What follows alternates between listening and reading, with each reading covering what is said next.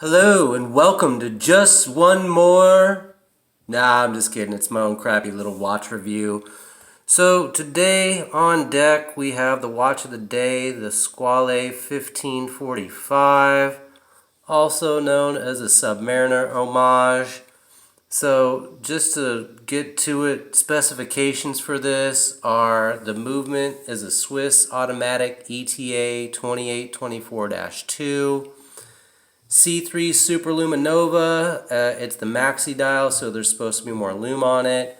For me, it's not super impressive. Any Seiko or even that San Martin 62 Moss. Oh, say hello, buddy. Right here. Lume on that, or any Seiko, like I said, is going to be better. But it does look nice. Dated at 3 o'clock. Has a 2.5 times magnification, so if you're going to have a Cyclops, have a usable Cyclops. Jody said it on Just One More Watch. If you're looking for a sub homage in this range of about $500, you're looking at this or the Steinhardt Ocean 139. The Ocean 139, the Cyclops in it, is the magnification isn't as good as this. So I like that. You can see that date really pops there. Let's see here. Anti-reflective coating, sapphire glass, screw down crown at the 3 o'clock, the huge 20 millimeter lug width. The dimensions of the case are 40 millimeter in diameter and then 48 millimeter lug to lug. So the length of it here, and then 13 millimeters thick. The case polishing, it's pretty shiny. I know you probably can't see in here. I'm ruining the focus on this. We'll try to get that back for you. Maybe I just need to get a new phone. I don't know. Anyways, 42-hour power reserve. It's pretty accurate for me. This watch, this San Martin, is also 40 millimeters, and I love the size of both of these. Like I said in one of my previous videos, I've really gotten into much smaller watches. I know most guys are probably at least 42 millimeters. The majority of people rocking something like that. The ceramic bezel, very nice. I really just like the looks of this. I think it probably looks more expensive than it actually is, but even at $570, that's pretty high for regular Joe standards. Case back, screw down. It's got the Squale. If I can get my thumb out of the way. I want to say, what is that, laser etching. So, it's pretty good quality for the money. I believe, so I know I got mine off Nauman for $570. And I want to say that Steinhardt is about $100 less at $470. And my understanding is that the bracelet on the Steinhardt is supposed to be a little bit better. One nice thing on this, though, it does have the diver's extension right here. So you can always get a couple extra millimeters on a hot day. I wear my bracelet watches kind of loose anyways, because I don't know if I just have a particularly thick 7-inch wrist, but when I have them sized properly, just throughout even a regular day, they just tend to, let's see here, they tend to get a little tight. So there it is on my 7-inch wrist. You can see it I let it float a little bit. We can get it back up here. But yeah.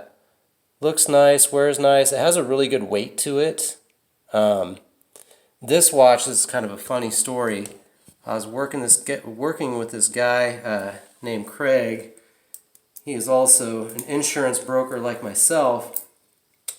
My man Craig, older gentleman, had a Rolex Datejust. I wore this to one of our sales meetings, and he noticed it, and he asked me if it's a Rolex sub.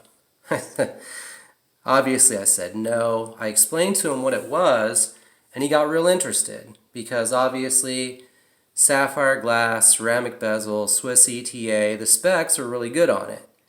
And then I started explaining to him, you know, the Squale 1545, the Steinhardt Ocean 139. We ended up getting on my laptop, and I pulled up the Nauman website. I was showing him those watches. He thought, man, he might be selling his Rolex Datejust. And getting him, he was really interested in the Steinhardt Batman. I said, yeah, man, you know, whatever you want to do. It's kind of a side note.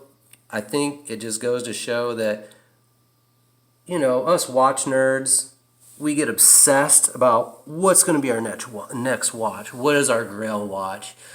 Which watch would we just sell all the other watches for? And to me, I mean, he had the Rolex. Like, you would think that's the pinnacle, but I mean, the honeymoon phase wears off. He's had his watch for almost 20 years. His was a like an early 2000s Datejust. So honestly, the clasp on that Squale was probably better than his. He had a pressed metal clasp like what you'd find on a Seiko 5 or something. So yeah, I really do think that the luster wears off after some time. Let's check some prices real quick. So I always try to have these websites pulled up so I can reference them. Look how huge my hand is in the shot right now, because again, I'm not professional. So sorry, y'all. But here is the Nauman website, and it's $570 for a brand new Squale. And last time I was talking about people really trying to take you for a ride on eBay. Look at my man right here, $850 for a Squale 1545.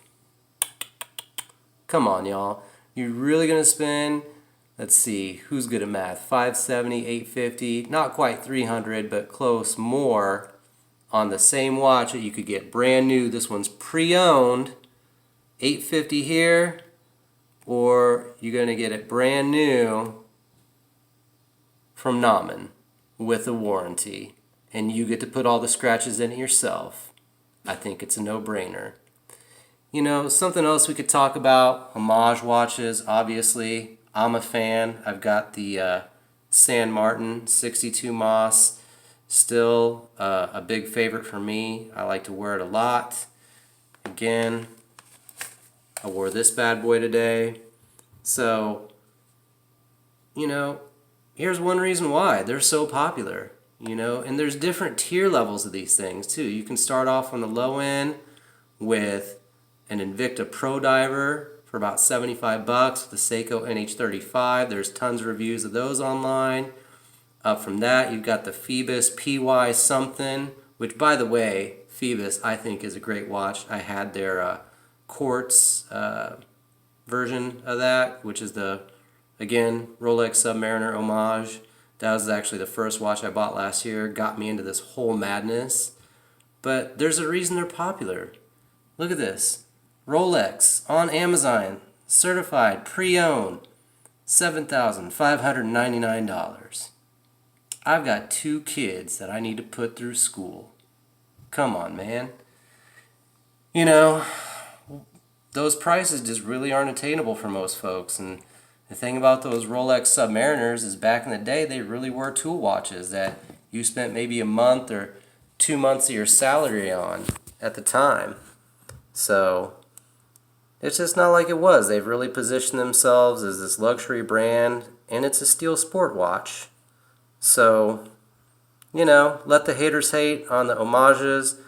I say watch snobs need to stop being watch snobs, because for the money, this is a great watch. You know, if I had any major complaint about it, it's something that's not going to show up in this video. But again, if you watch the video for Just One More Watch, Jody really hits on it. The brushing on the end of these lugs is pretty rough. So, you know, it's not going to show up here with this video, but it is something that if you know it's there, you know, you notice it. Really, no one else is going to see it from across the room, but, you know, I still love this watch. It looks good with everything. Jeans, t-shirt, suit that I never have to wear. You know, that's why that Rolex Submariner design is so popular. And, You know, too, if you really get into it and kind of study the history of the Rolex Submariner design, you know, Hans Wilsdorf, however you say that dude's name, the guy that started Rolex, he's really like the Steve Jobs of his day. He didn't necessarily invent a lot of things like the Rolex Oyster case, the waterproof case was around before, but he found ways to integrate them in designs that made them very accessible and usable to common people. And that's what he did with that. Same thing with, you know, Rolex, okay? Same thing with Steve Jobs, same thing with Rolex, what I'm trying to say here, okay? So a lot of the things that that Rolex did, especially even with the Submariner, were done before. If you really want to argue about it, some people could argue that Rolex is an homage to the Blancpain, okay? And at the same breath, Tudor, their sister company, you know, the Black Bay, which I personally would love to get one day. They're about $3,000. That's maybe someday I can save up for that. You know, that's kind of its own homage to the Rolex Submariner, just at a little lower price point. And that's why even if you research it, that's why Tudor was made. It was made by the same Hans Wilsdorf, came up with it as the sister company to provide sort of a taste of that luxury watch at a lower price. So anyways, this is the Squale 1545. All the reasons you should get an homage watch if you like that design. Don't listen to the haters. Wear the watch you like.